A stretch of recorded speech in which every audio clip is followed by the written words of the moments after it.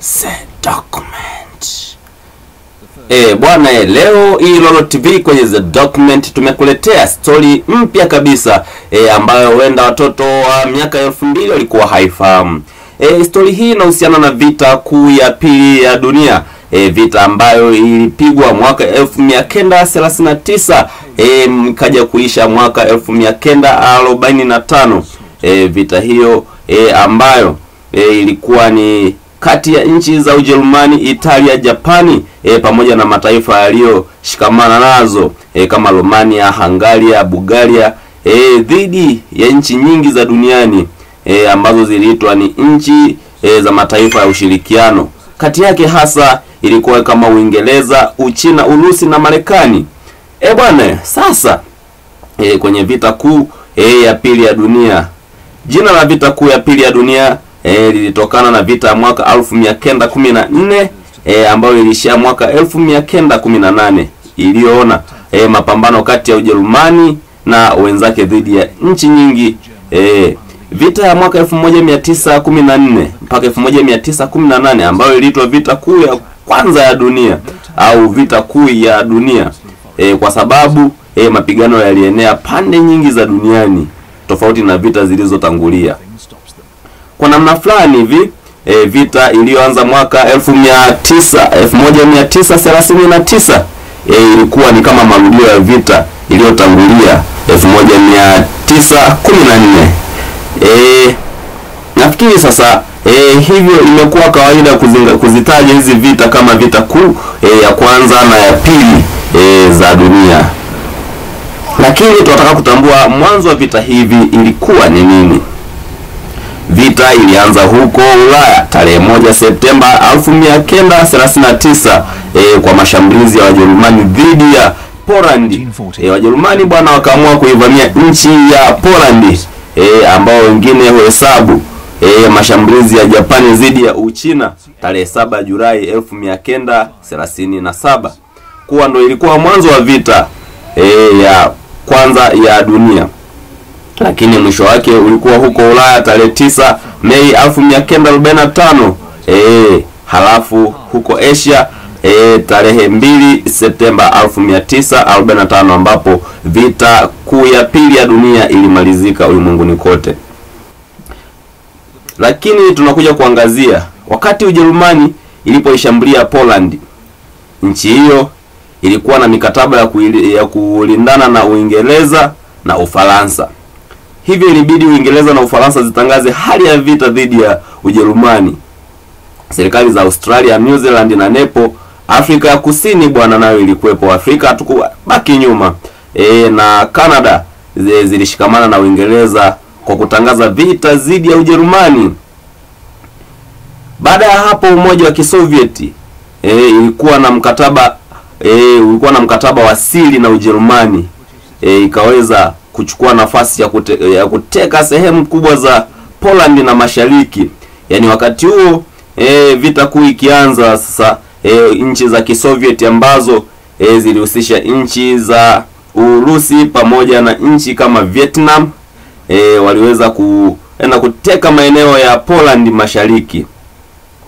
Sasa baada ya uvamizi wa Poland baada ya kuvamiwa hali kwenye mpaka ya Ufaransa ilibaki kimya ingawa vita ilikuwa imeshatangazwa tayari. Uingereza iliamua kupeleka sehemu kubwa ya jeshi lake huko Ufaransa kwa kusudi la kutetea nchi hiyo kama Ujerumani itashambulia. Bwana, mwezi Aprili mwaka 1940 Waingereza walianza kupeleka wanajeshi Norway wakiwa na shabaha ya kuzuia kupelekwa kwa madini ya chuma kutoka nchi za Sweden kwenda Ujerumani kupitia bandari za Norway. Lakini Wajerumani waliamua kuchukua nafasi hiyo kuteka Denmark na Norway na kufukuza Waingereza kabisa kwenye nchi hizo mbili. Bwana, mnamo mwaka 1900 ilikuwa ni Mei mwaka 1940 Wajerumani walishambulia Ufaransa. Waliamua kuishambulia Ufaransa. Walitumia mbinu ya kupita Uholanzi, Ubelgiji na Luxembourg zilizowahi kutangaza kwamba hawako upande wowote katika vita. Mapigano hayo yalikwisha haraka. Wajerumani walishinda na kupiga vikosi vya Waingereza pamoja na jeshi la Ufaransa. Lakini Waingereza walifaulu kuokoa wanajeshi wao kutoka Dunkirk kwa meli walipokuwa wamezingirwa na Wajerumani, kwa sababu Hitler aliwaamuru kusubiri wanajeshi hao. Baadaye walisita kushambulia Uingereza yenyewe. Mipango yao ilihitaji mbinu za kuvuka bahari. Wakajaribu kuvuruga nguvu ya kijeshi ya Uingereza kwa mashambulizi ya ndege, lakini pia hapo Hitler hakuendelea na mashambulizi dhidi ya wanahewa wa Uingereza na hatimaye kukosa uwezo wa kutosha katika shambulizi dhidi ya Ufaransa. Waitalia walishiriki upande wa Wajerumani. Mwisho wa mwaka 1940 Waitalia walianza kushambulia Ugiriki na jeshi la Waingereza huko Misri na Malta. Lakini mahali pote walirudishwa Waingereza hao walirudishwa nyuma hadi dikteta Mjerumani Adolf Hitler alipoamua kuwasaidia Waitalia na kupeleka wanajeshi wa Jerumani kwenda nchi za Afrika ya Kaskazini pamoja na Ugiriki mwaka 1941. Hii ilisababisha pia Wajerumani kuteka Yugoslavia wakiwa njiani kwenda Ugiriki. Mwaka 1941 uliona vita kubadilika kutoka vita ya kiulaya kuwa vita ya kidunia. Vita ambayo ilitegemewa kwamba itapiganwa bara la Ulaya tu, lakini ikasambaa duniani kote na ikaonekana sasa rasmi 1941 kuwa ni vita ya kidunia. Wajerumani walishambulia Urusi, wakafika hadi kando ya mji mkuu wa Moscow, lakini walishindwa kuiteka. Walikamata eneo lote la kusini mwa Urusi hadi milima ya Kaukazi na hadi mto Volga waliweza kuweka chini ya ulinzi. Wajapani walishambulia Marekani pamoja na makoloni ya Waingereza na Waholanzi huko Asia. Hitler bwana alitangaza pia vita dhidi ya Marekani akitaka kuwasaidia Wajapani, ingawa Japani haikushambuliwa na Urusi. Katika miaka iliyofuata nguvu ya Ujerumani na Japani ilipungua. Hasa uwezo wa kiuchumi wa Marekani ulizalisha mitambo ya silaha kwa mkasi usiopatikana kwa Wajerumani na Wajapani. Ukali wa utetezi wa Urusi ulichosha nguvu sana za Wajerumani. Sasa kuanzia mwaka 1943 mataifa ya ushirikiano yalianza kusogea sasa mbele pande zote. Warusi walisukuma Wajerumani pole warudi nyuma. Waamerika na Waingereza walipeleka wanajeshi Italia ya Kusini, lakini Italia ilifanya mapinduzi. Dikteta Mwitalia alikuwa ambaye anaitwa Mussolini aliondolewa madarakani na serikali mpya alijiunga na mataifa ya ushirikiano. Mwaka 1944 askari wa mataifa ya ushirikiano waliingia Ufaransa wakielekea Ujerumani. Wakati huo Warusi walisogea mbele zaidi wakikaribia mipaka Ujerumani. Huko Asia, Japani ilipoteza sehemu kubwa sana ya meli zake za kivita na jeshi la Marekani lilikaribia visiwa vya Japani tayari. Lakini mwaka 1945 iliona mwisho wa vita. Mataifa mengi yaliyokuwa mbali kama Argentina, Peru, kama vile Argentina au Mongolia yalitangaza pia hali ya vita dhidi ya Ujerumani na Japani. Pia nchi zilizowahi kushikamana na Wajerumani waligeukia mataifa ya ushirikiano. Ujerumani yenyewe ilivamiwa kutoka magharibi na mashariki.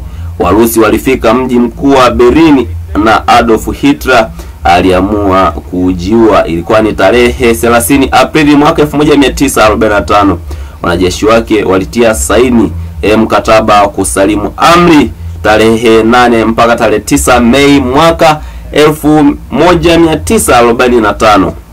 Lakini wingu la kinyuklia juu ya Nagasaki tarehe 9 Agosti 1945 huko Asia, Japani iliendelea kupigana na Waamerika walioweza kufikisha ndege zao zilizobeba mabomu hadi Japani wenyewe.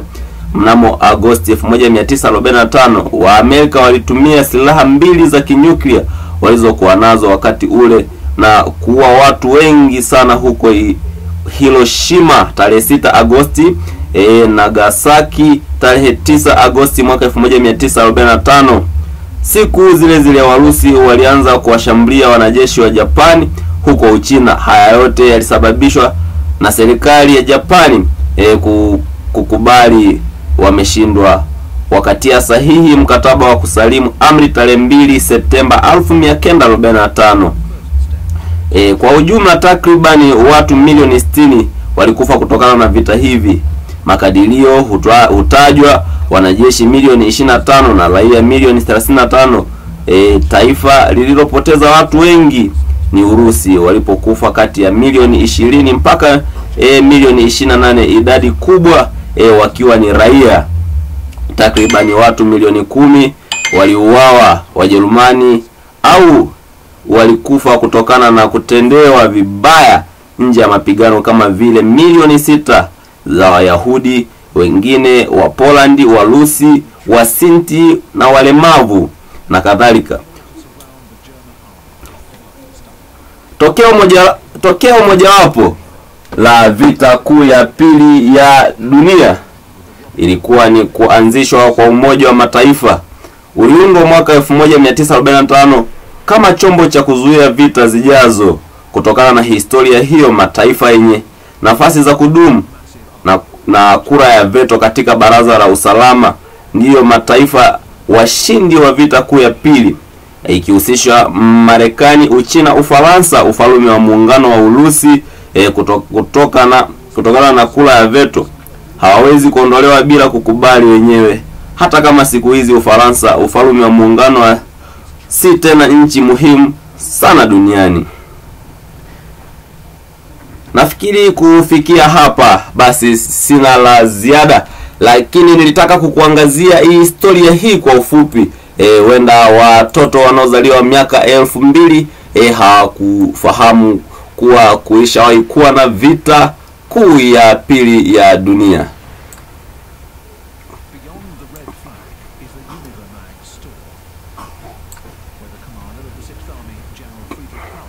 Nafikiri kufikia hapa basi sina la ziada.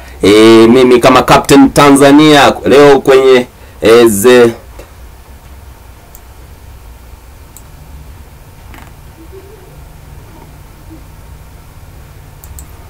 samani kidogo, nafikiri mitambo ilikuwa haijakaa sawa.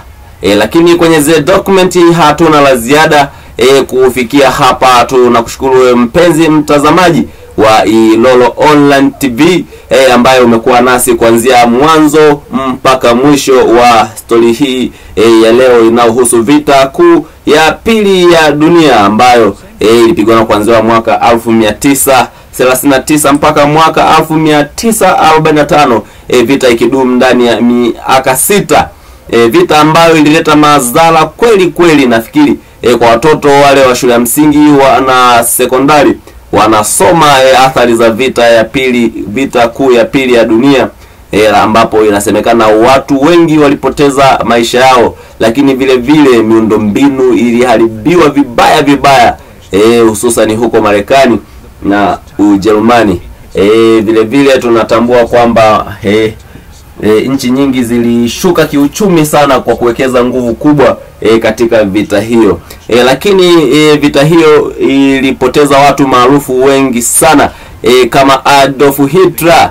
Kuna mtu alikuwa anaitwa Archduke na mke wake Maria Sofia, nafikiri kama sikosea, au Maria. Lakini tutambue kwamba si hao tu, na watu wengine maarufu wengi kweli kweli. Mataifa mengi yalipoteza vifaa vyao vya kijeshi, hususan meli za kivita pamoja na vifaru viliweza kupotea kwenye vita hizo na kuharibiwa vibaya mno. Hii ilisababishwa na tamaa za nchi za huko Ujerumani ambapo Adolf Hitler alitaka